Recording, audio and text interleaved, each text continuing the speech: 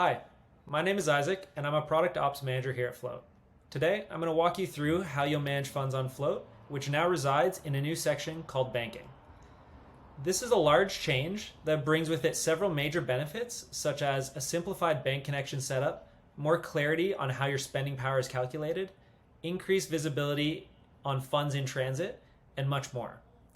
To start, we're going to look at the funding section, which you'll notice is completely overhauled from what it was before. Here, we've pulled the most meaningful information you'd want to see when managing your funds on Float. Spending power remains front and center, with all of the values that go into it complementing it below.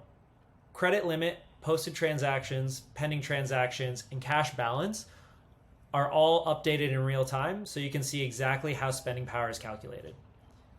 You'll also notice your funding source for that specific account is listed, along with a payment date if you're on the charge card. I'd also like to highlight the auto paydown and auto funding feature, where you can set a minimum spending power threshold where an automatic transfer will be initiated. This ensures that you always have enough money to operate on Float. Finally, I'd like to highlight the snapshot of your funding history. Here we pull in the most recent transfers that you've initiated, along with their status and expected landing date. You can also see who initiated the transfer, which in this case was done automatically by the Float Assistant. If you'd like to see more details on this, you can click See All, which will take you to the funding history section, which gives you full details on your entire funding history. This remains largely unchanged from the prior version. Next up, we'll look at bank connections, which is entirely new. Here's where you can connect any of the financial institutions you bank with to Float.